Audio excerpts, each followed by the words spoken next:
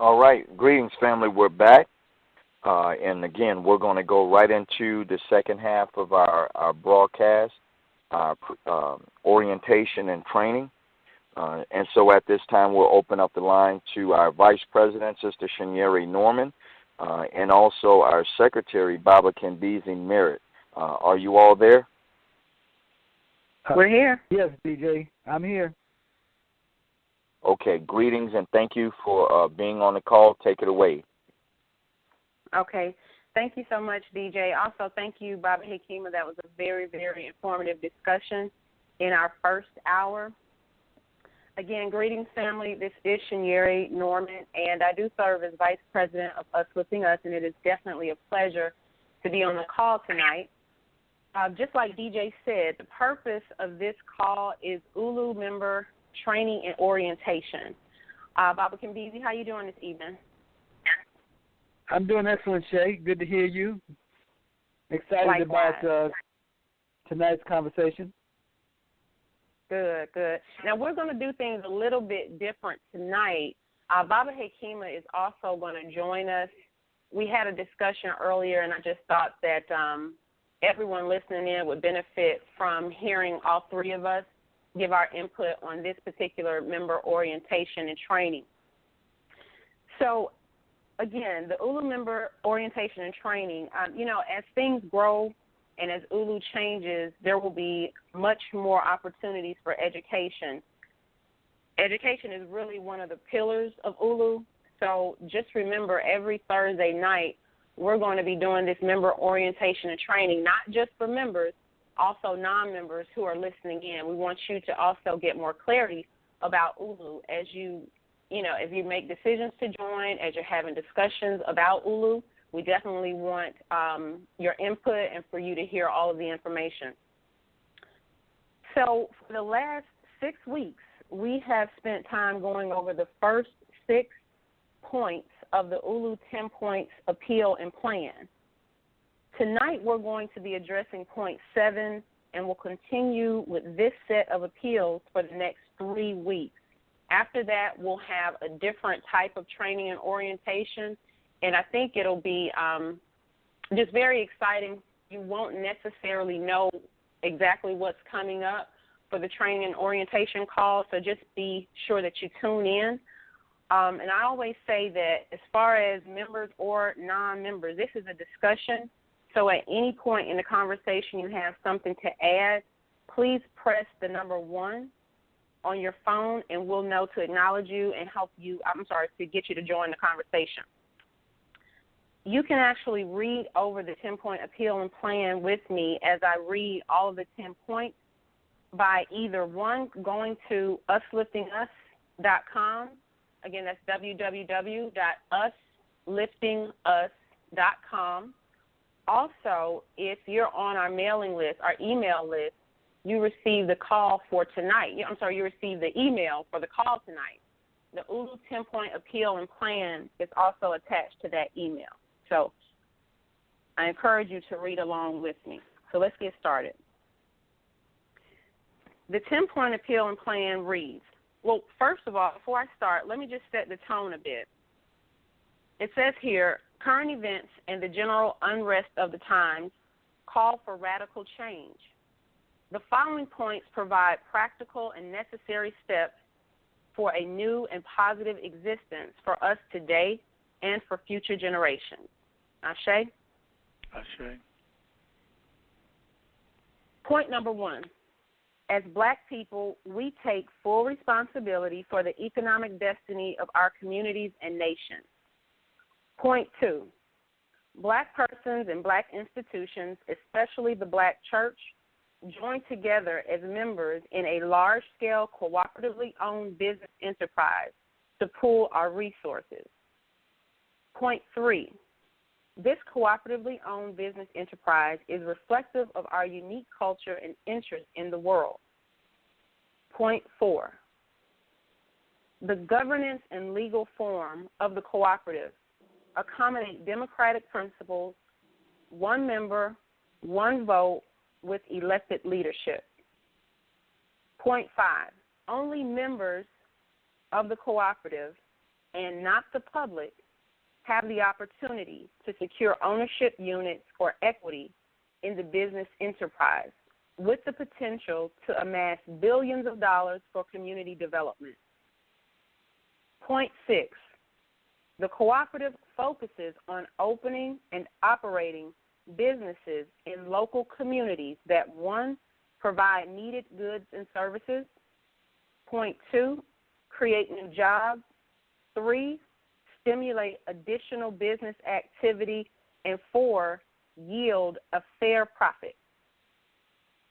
Point 7, the cooperative is driven to duplicate and expand into hundreds and eventually thousands of businesses, all owned and controlled by the collective.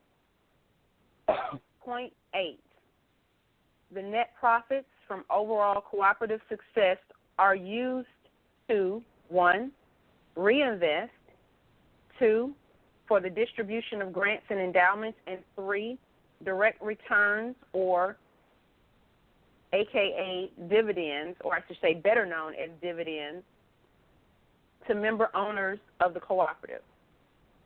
Point 9, the large-scale cooperatively owned or group-owned business enterprise functions as a catalyst and central element in building and sustaining the new black economy, one that gives power to our people. Point 10, UsLiftingUs Economic Development Cooperative, LLC, serves as the aforementioned model. And here's a special note at the bottom. These 10 points form the basis for black economic empowerment. The security and welfare of our people starts with our determination to control the economics of our communities and nations. Black people and black people alone hold the key to the gateway leading to their freedom. That is from the Philosophy and Opinions of Marcus Garvey, that last piece there, which is so powerful. Now, as we get into this, I'm going to read point 6, since it was the last point that we've all heard together from last week. Then I'll go ahead into point 7 and we'll start the discussion. So where we left off with point 6 says, the cooperative focuses on opening and operating businesses in local communities that, 1, provide needed goods and services, 2, create new jobs, 3, stimulate additional business activity, and 4, yield a profit, a fair profit. Now, point 7, which is tonight's focus, the cooperative is driven to duplicate and expand into hundreds and eventually thousands of businesses, all owned and controlled by the collective. Just a little side note, as we have this discussion tonight, I always want to encourage everyone to have pen and paper, take notes, because as you're explaining ULU, you want to have a good understanding and really be able to speak well on ULU as we direct people to this call and to become members. So let's get into point 7, though. Bobby Hakeem, I'm going to ask you to open up and really put point number 7 into perspective for us. Yes. Thank you, Shay. Point 7 really speaks to scale and in our presentation, I guess this is a good way of heading into it. In our online presentation, there's an acronym, and it's DAM, D-A-M, or Decisive Action with Money. And what we use that acronym to point to is the fact that, as most of us know, more than $1 trillion a year flows through our fingers. And what we want to do with the ULU model is to capture and redirect and place into our control a considerable portion of what would normally flow beyond us. And a business gets a little bit of it, but multiple businesses get a good bit more. So if we think of each business as a bucket that we dip into a stream of economic potential economic wealth and power, then we want to go to that stream with as big a bucket as we can. And by us coming together and building hundreds and eventually thousands of businesses that we own together, then that's a big bucket. And so what we want to do with 7 is to point to the scale that that we need. But the other thing, the second part of that clause or that sentence is that all of these businesses and everything that we do is owned collectively or jointly or mutually by all of us. So I would say right off then, this clause, before we go further, we want to talk about scale or scope or the size. Generally speaking, in our communities, most of the businesses are very low scale. One owner, one employee, one owner in most cases. So that's what I would say initially. Okay, thank you for that. Bobby Kimbezi, would you like to add on to that?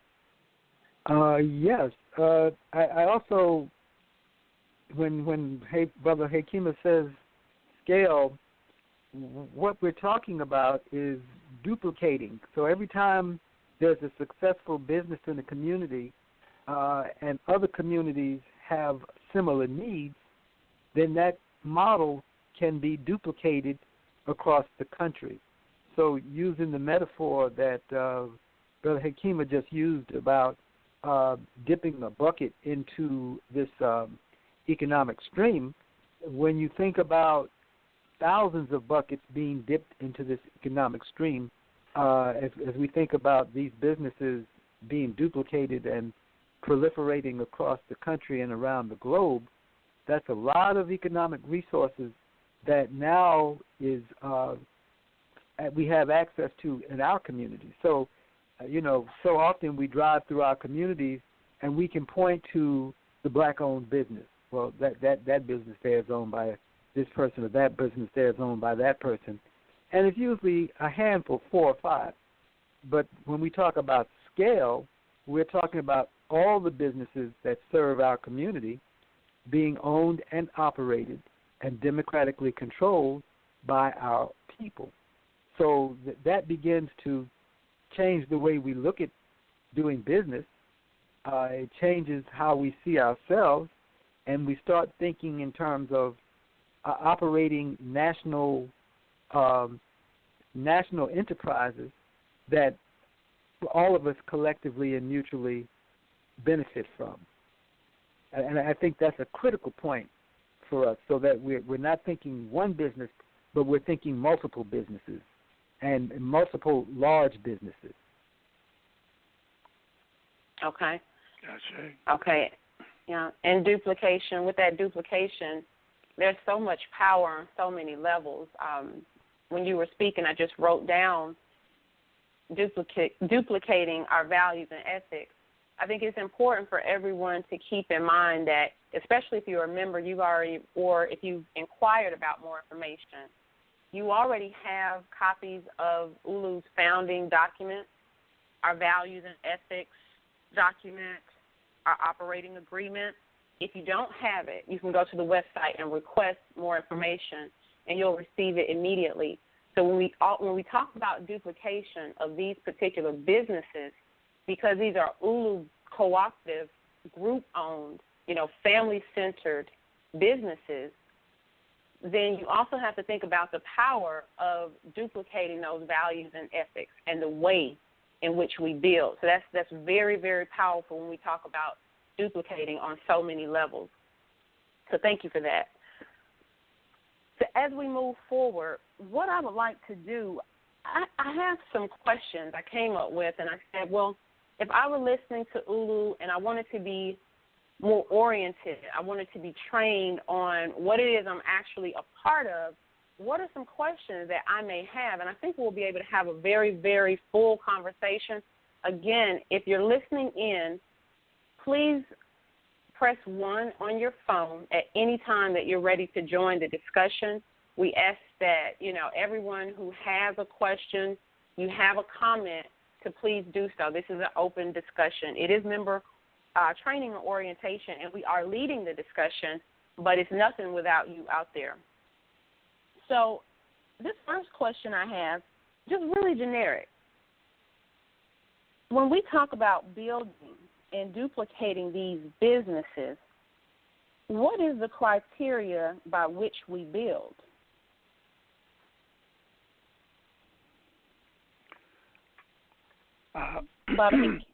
The criteria, it fits our grand scheme, of course. The business should provide a needed good or service in the community. And all of our businesses are organized as co-ops. And what we mean by that is that they're owned by us, all of ULU members globally, but the workers who work there also form a management team for that business, and they would select a manager from among themselves, assuming that the skill set is there. If not, we would have to make other arrangements. But that business operates based on our values and ethics. So not only is the workplace prescribed in terms of, how people relate to each other, but that business would be a good citizen in the business community, in the community in and of itself. And, of course, all of our businesses, we go into the businesses not only to provide needed goods and services, but we go into it believing, not just based on any random belief, but after having done research, that it can be made profitable, and so that it yields a return that we can then reward the workers additionally above and beyond their salary, that they can get a bonus. We also want to attach that business to a charity in the local community, and then we want to then reward with a return to all of our members who are also holders of units, whether they be in that locale, that local area, or throughout the world. Those are just some of the, I think you said criteria, but yeah. So those would be some of them. I'm sure Kimbiza can add to that as well.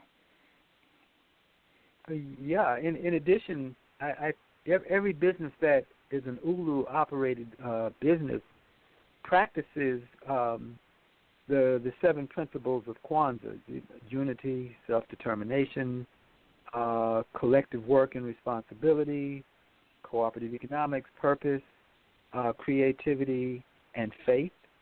Also, along with the goals of the principles of Ma'at, truth and justice and righteousness, balance, harmony, and reciprocity, so that each of our businesses is a cultural engine.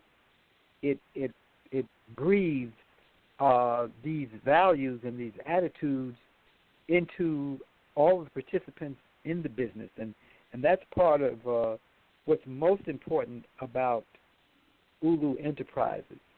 All businesses represent a certain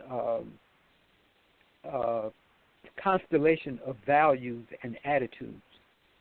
In most capitalist businesses, what you find are the values of hyper-individualism,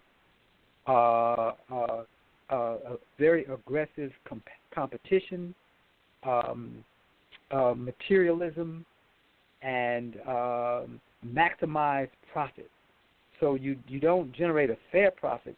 You're always striving to maximize the profit, even when that becomes destructive of the community.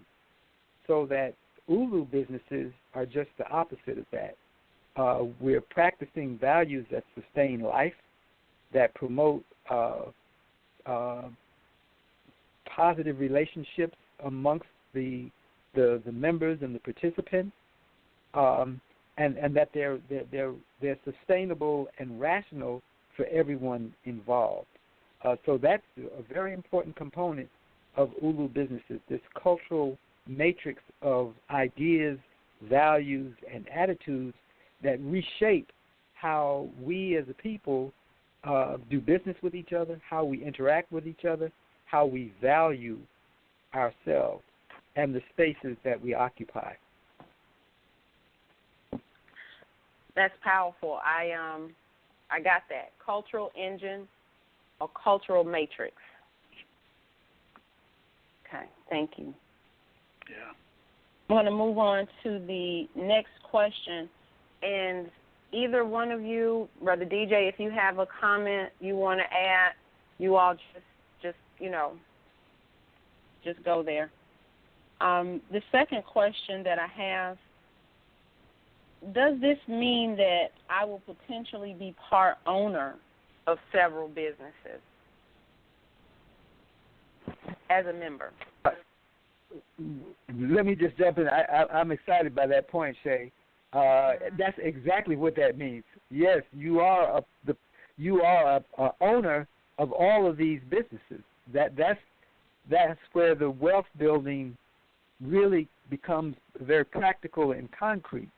So that as these businesses are more and more profitable, then the return back to each owner grows over time, and that's what gets passed forward to our children. So absolutely, instead of just watching these businesses operate in our community, these are businesses that we are owners of by virtue of holding member shares in ULU. Okay. And Baba Hakima, if you have a comment, hold on for me one moment. We do have a caller holding. Can we let that caller in?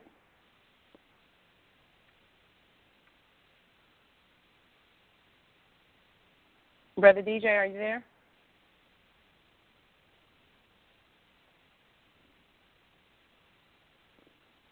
Okay. I did get a message that we have a caller holding. You saw. We may just. You saw what's the number of the? No, I don't get to see the number. I don't see it. I just got a message. Yeah. Okay. Well, let's move forward, and then hopefully we can open that call up. Please continue to hold. Tell that caller just to stand by for 1 minute, and we'll get them on. Well, if Brother DJ can't hear us, then we can't let them in. So we're going to move forward, and hopefully he can come back in with us. Sorry about that, caller. I may be able to let him in. I'm learning the board. I know we have. Brother DJ, are you there yet? Yes, I'm back. Okay, good.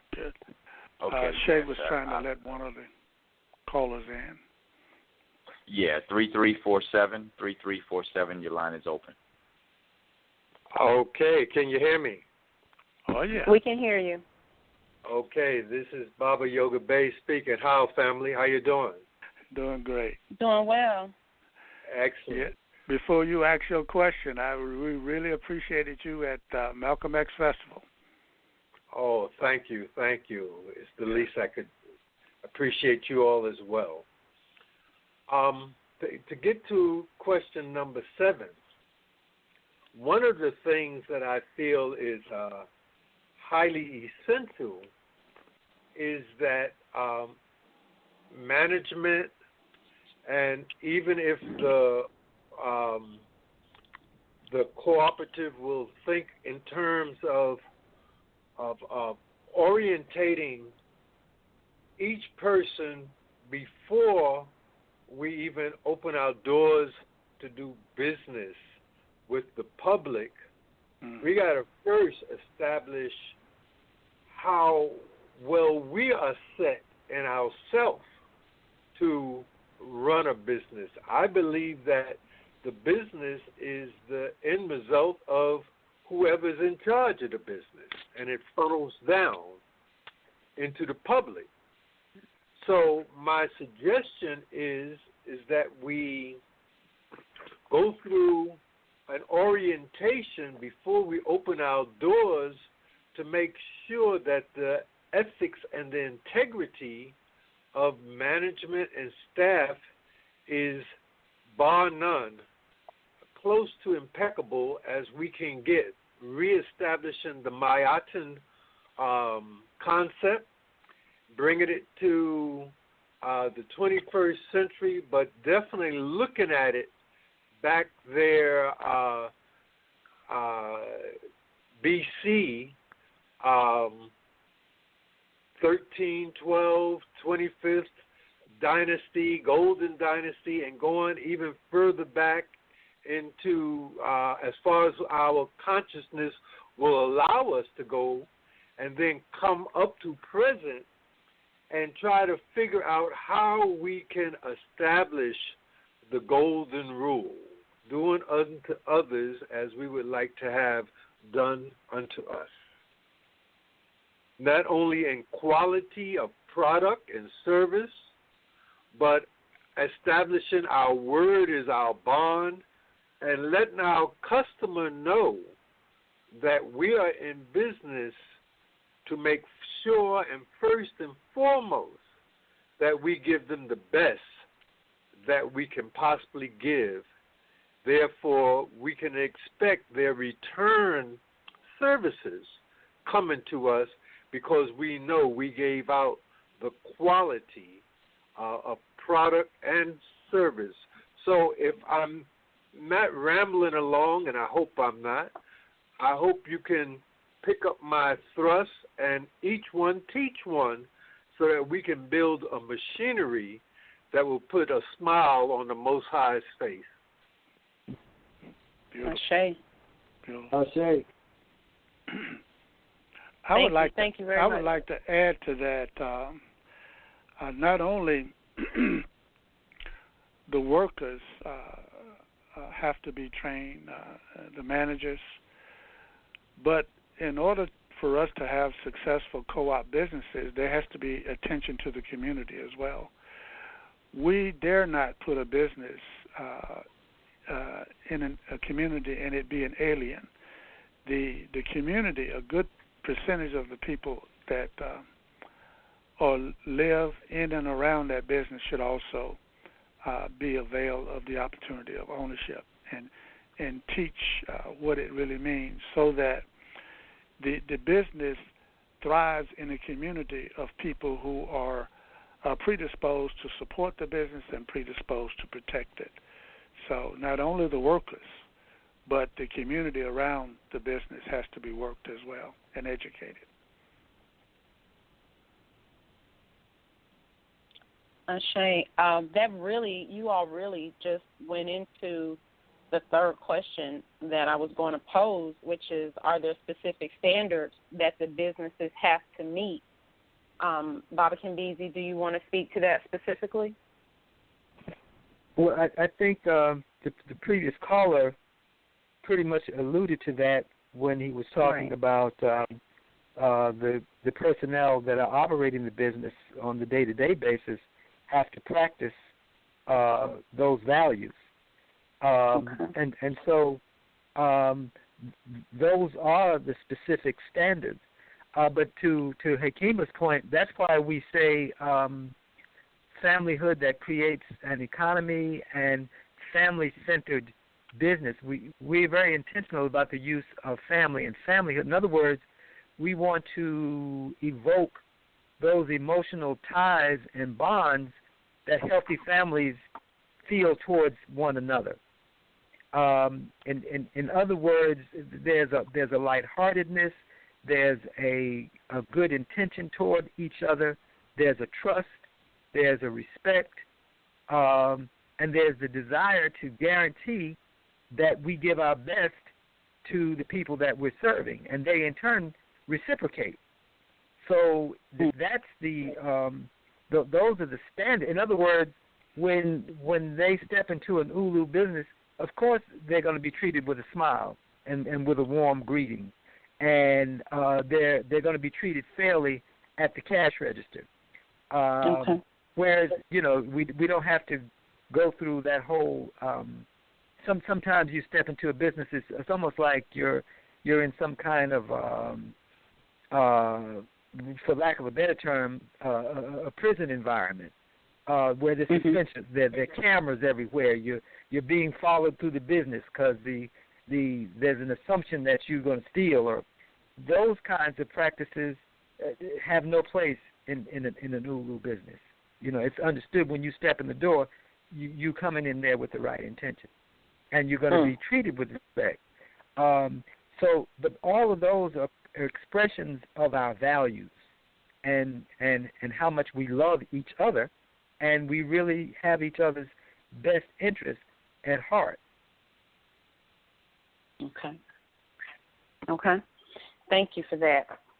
Before I go into the next question, which is one of those more specific questions, I want to do something a little bit different tonight. Everybody that's listening in, keep this in mind. When we begin to close, I want to ask someone for a takeaway, something you may have learned about ULU tonight that you didn't know before, or maybe something that's being reinforced. If you could do that, that would be awesome. Also, what will you carry about ULU? What will you actually carry? Before we go into the next question, we do have another caller holding. That's great. Let's go ahead and bring them in. 4600, your line is open. I was listening to your conversation. This is Bianchi calling from Midwest. We had a store here Greetings. called Yours Market, and brothers put it together, but they didn't sell everything that people wanted.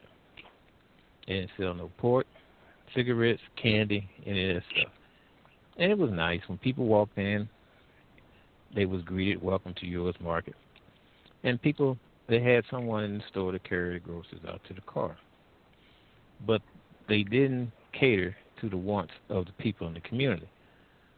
And the people in the community wouldn't buy part of what they needed from their store, then have to walk a block away to the other store. So eventually it was closed down for lack of customers.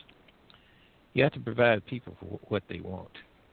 And if you're going to have, you can't have quality when you don't control the quality of what it is that you're selling.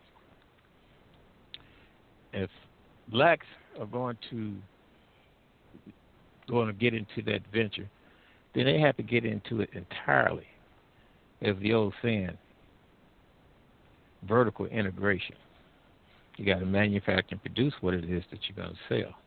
And that requires a lot of work backtracking to see what it costs to produce the goods that's on your shelf.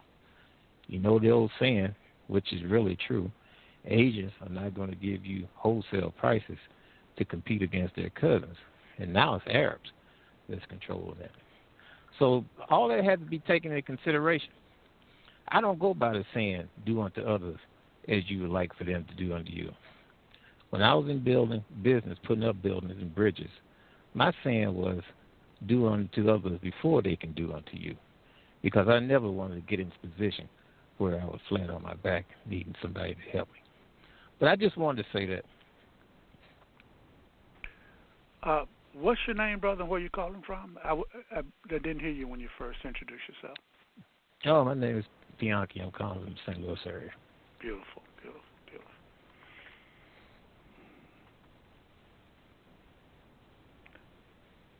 Yeah, I'm sure you probably talked about this before. Blacks if you have a store and you're going to control one of the largest consumables that you need to sustain yourself, and also where there's so much government subsidies in the form of SNAP cards and so on, well, you're going to have to manufacture and produce that yourself. They're just not going to be first. I mean, you're talking about war. And the markup in food is very, very minimal. That's why it's major that you control the prices. Pricing and transportation also. Pricing and distributing.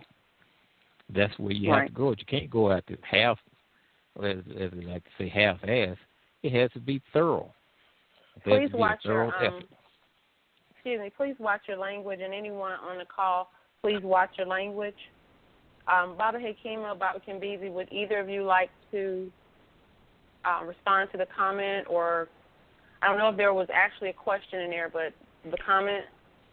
Yes, I think it's right on time. I mean, we right. really do have to analyze the marketplace, the potentials, and of course, you know, if you're in a food industry or a general merchandising, it's very competitive, and we of course will look at businesses in multiple industries. But I mean, he's right on spot in terms of us knowing the business that we engage in, knowing it backwards and forward, doing the research that it takes, and looking at and that example that he gave of that particular market is instructive, and certainly we don't go into business to lose money, and as much vertical integration as possible, we definitely appreciate that. So I would just say that I appreciate the feedback and the comments, and we're not going to be forced into business, and so we will need to take our time and do our due diligence. And the beauty of the ULU model, if there are businesses that we have to back out of because of miscalculations or whatever, we will just back out of them and take as little damage or hits as we can. But we're going to be dealing with multiple businesses so that all of our eggs are not in one basket, so to speak. But we don't want any of them to fail. But certainly if you don't know the landscape of the business that you are seeking to build, you're in for possible negative outcomes or results. So thank you for that. I'm hopeful of being able to talk to you some more, brother. Okay. I don't think you're a member yet, are you? Well, I usually say radical things and I might get muted. Well, let me tell you something else you need to do too. You need to have an independent consultant company to analyze your market. They would analyze your competitors, and they can tell you what your market is worth and what the projected income is. No one will even get interested in what you're talking about doing unless you have someone professional who can give them an independent analysis of what it is that you're getting involved in. No banks or even private investors, because they need to have that. Right, but you probably don't understand our model. We will use and do use independent consultants in different areas, but we're self-funded. We're not going to the banks, and we're not going to Wall Street for investment capital. We want to own, to the degree possible, hopefully 100% of what it is that we do. So, but just because we're self-funded doesn't mean that we don't need the experts that you talk about. We do, and we're well aware of that, and we use them.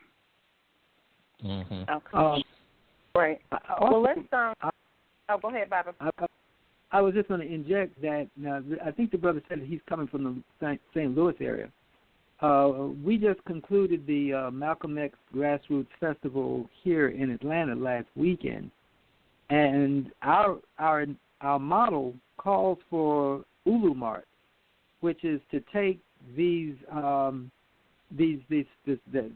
energy and the atmosphere of an outdoor festival and create that same experience inside of a 150,000 square foot space. And rather than it just be for Friday and Saturday, this would be for 7 days a week.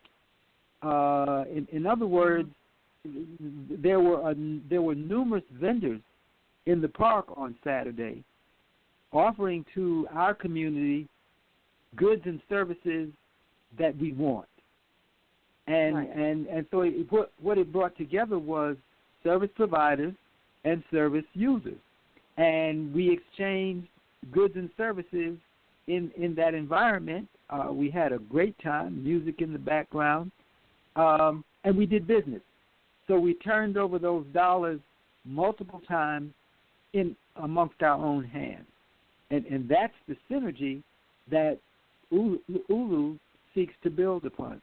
So, yeah, we're aware of the fact that there are going to be certain times in communities where we have to get the product mix correct.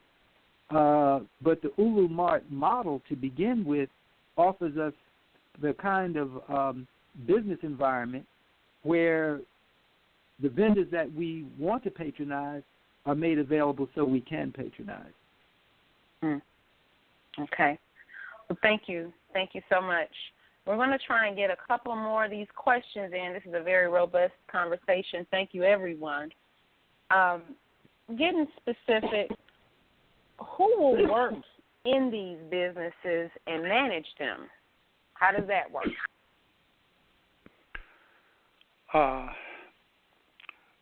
ULU businesses will be staffed by ULU members. But in addition to the requirement of membership is also the requirement of ownership. All workers, even though they may not start out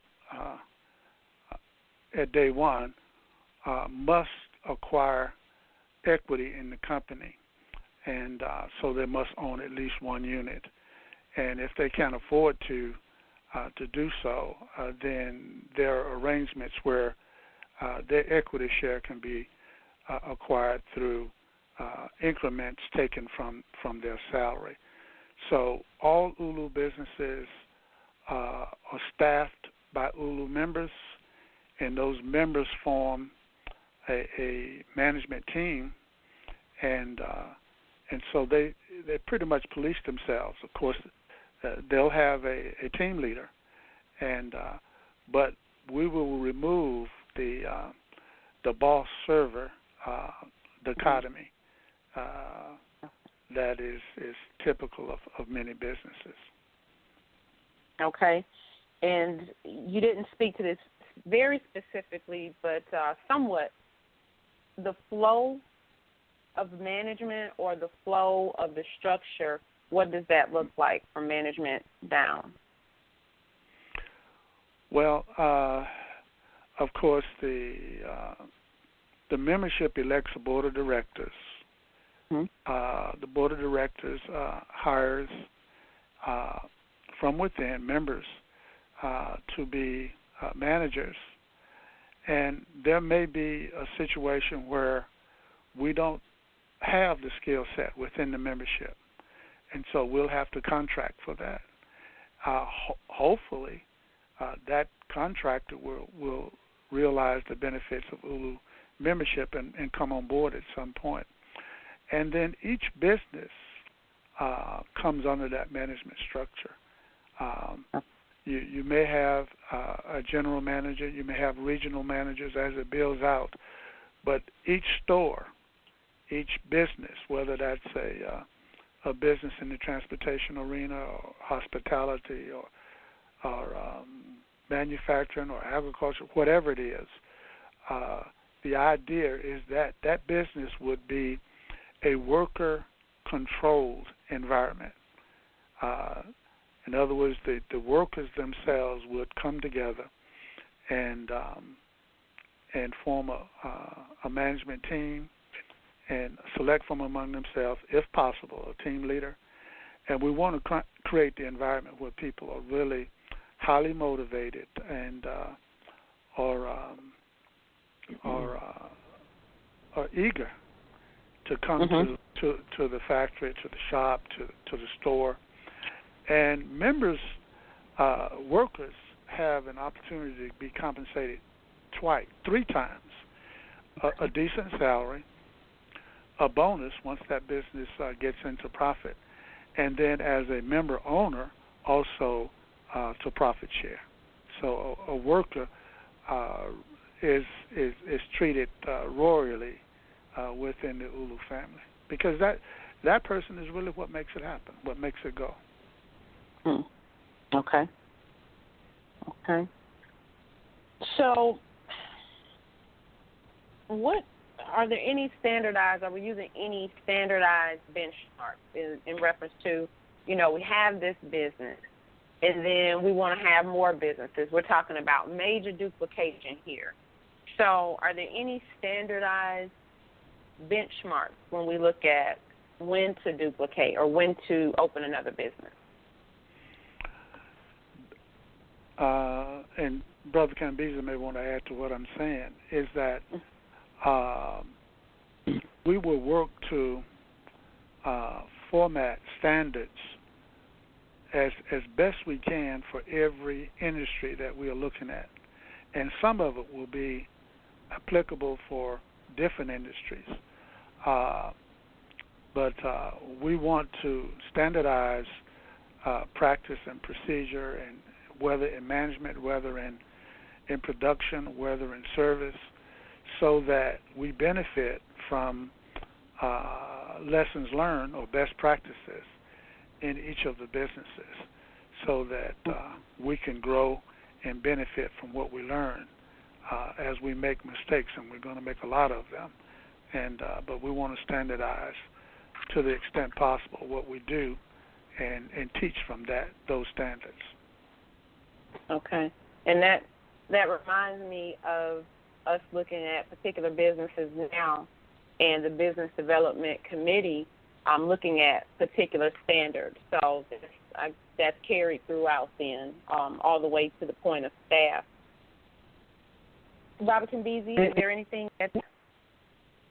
Yeah, I would just add that one of the things that's going to happen as a result of ULU businesses is that the decision-making apparatus is more horizontal than vertical. There's not this top-down directive, but it's more of a horizontal sharing of ideas and taking on ownership and responsibilities to carry out duties.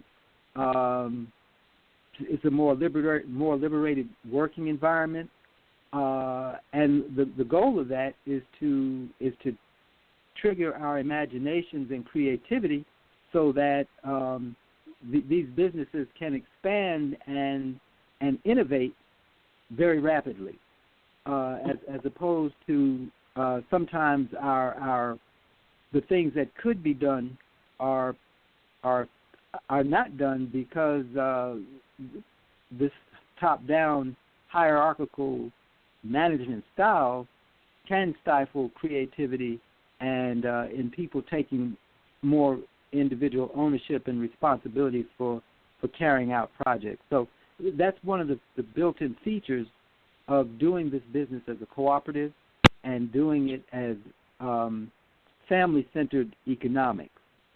It's a very different kind of workplace, and very different values and attitudes predominate in this kind of environment. So it causes different questions to be asked, and it just challenges us to be more imaginative in how we solve problems. Okay. We are. Thank you. We're right at 45 minutes to the end. 15 minutes, excuse me, and to the end of the call. And I do want to ask this question. I think it's important.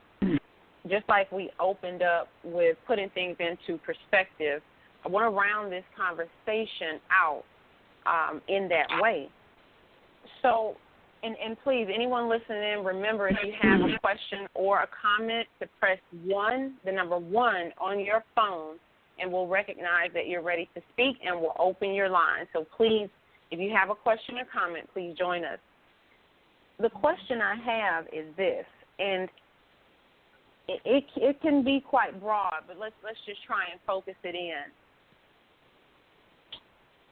What's the alternative long term? What does that look like? And when I say alternative, of course, there are several different alternatives that we could use when we talk about building wealth, building community even.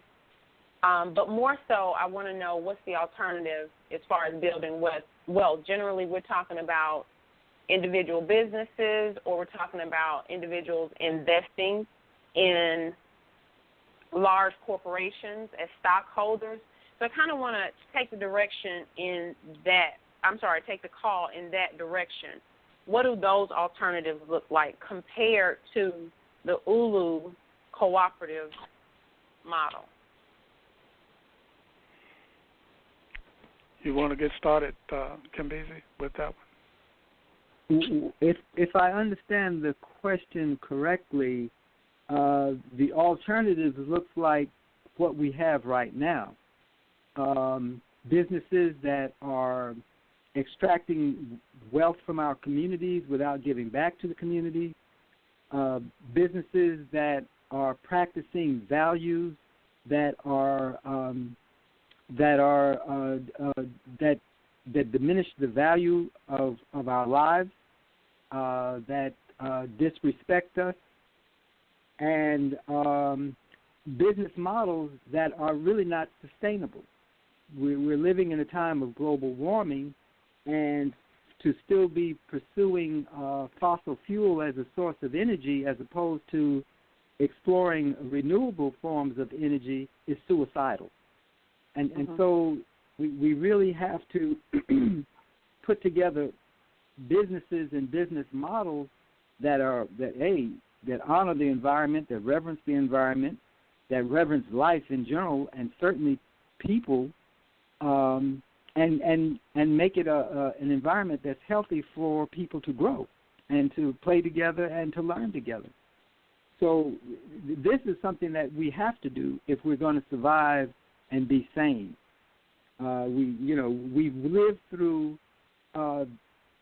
another community's vision for how the world should operate. So now we are straddled with perpetual war. We're straddled with decaying communities. We're straddled with school systems that don't have the resources to educate children for the 21st century. And all the time, the vital services in our neighborhoods are drying up. So that's why we have to take control of the economics of our own communities and begin to build businesses that meet our needs, and then use the profits from those businesses to build up the spaces where we live so that they're enjoyable and productive for our children. Okay. And Baba Hakima, before you answer the question, I also want to just remind everyone, I'm waiting for my line to say that we have a caller holding, because I do want to ask someone for a takeaway, something that you learned tonight that you may not have known about ULU before, and what will you carry in reference to ULU. So anytime we get a caller, we're going to let them break the conversation, Baba. But at this point, I don't see anyone holding. The question again was, what's the alternative to ULU's cooperative build? And actually, Baba, hold on just a minute. We do have someone holding. Please open that line. 9040. 9040. The line is open. Hello. Greetings. Greetings. Is that Mama Tamu? Yes. My question was from way back, so I don't want to interrupt the flow. No, well, that's important. Please ask the question. Well, my question was way back when Baba Hakima talked about when we were talking about the how the workers were being compensated, and one of the things he said was that they would get this bonus, and I wanted to know, is that a one-time bonus, or is that something that goes periodically, that will come about periodically? Yes, the bonus for the workers is repetitive. In other words, for every year that the business is into profit, and depending on the amount of profits, they get a percentage of that. It's not just a bonus that's a static bonus. They get a percentage of their production. In addition to a salary, that would be fixed. But let's say they produce well, and it's a very profitable business, then they would receive a percentage of their production. But as a worker and an owner, they would also receive a percentage that comes to them as an owner as well. Okay. And other owners who are not necessarily a worker in that business or work in any business, they also would receive a percentage of the excess profits or excess capital. So it's not a one-time bonus; it's ongoing, as an incentive for them to be creative and to go beyond what you would think a worker would go, because they're an owner. So they're worker owners of the business enterprise where they come each day. Okay. Thank you. Thank you for the question. Okay. Do we have any other callers holding? No, that's it. Okay. I'll have a couple more minutes, Baba Hakeem, if you want to jump back into talking about the alternative to building as an ULU cooperative, the way we build, versus just continuing to have the individual businesses or investing in large corporations. Well, one of the things I think is important for us to understand what happens in the co-op business, a for-profit cooperative business enterprise. A lot of the co-ops that we are familiar with are nonprofit co-ops, and at best they return a patronage rebate or they give you a discount. But most of them don't provide a way for you to really reward the people who put up the capital to start and to run them. Now, and of course we're a limited liability company, and so as our businesses come into maturity and begin to produce a profit, then unlike what happens in most businesses, in most businesses at least 51% of the ownership is in the hands of an individual or a small group. So they right away gobble up 51% of the profits. In our business, there is no individual or a clique that owns 51% of the business. The business is owned 100% by all of us. And so we obviously don't want to rob the businesses and rob the overall enterprise. So we will put money back into the business for expansion.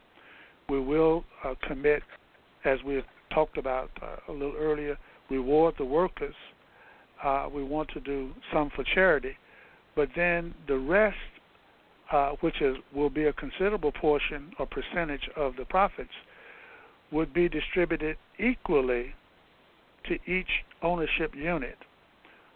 Shay, you may own 10 units. I may own 1 unit. Kambezi may own 1,000 units. So each unit is rewarded equally. And so that reward back to ourselves is likely to be fair, and in many cases, in some cases, handsome, because, again, unlike the typical business, 51%, or in some cases more, is gobbled up by an individual owner or a small group.